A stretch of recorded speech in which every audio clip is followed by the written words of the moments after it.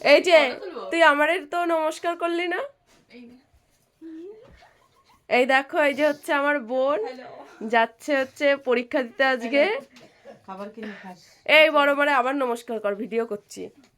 থাক বাবা, ভালোভাবে দিও। হ্যাঁ, মা সরস্বতীর নাম নিয়ে যে কোশ্চেনটা আগে পারবা সেটা আগে লিখে নাও, দাগ নাম্বারটা ঠিক করে দিও, ঠিক আছে? দাঁড়া, আমারে নমস্কার করিস না, আমারও তো কিছু দিতে হয়। এখন তো আবার পেটিএম এর যুগ, তোর তো নাই।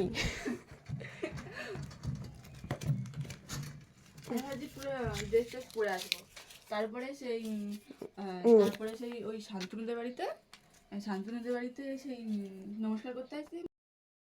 তারপরে হলো পনির, পায়েস, চাটনি। আর কি কম,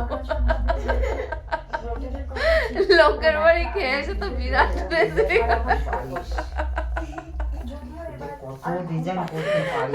এই শোনা, নিজের বাড়ি কিন্তু কোনো সময় নিমন্ত্রণ করে না, অথচ লোকের বাড়ির রেসিপি গুলো ভীষণ ভীষণ বলতে পারছে এই না না মানুষটা। চলে যেত।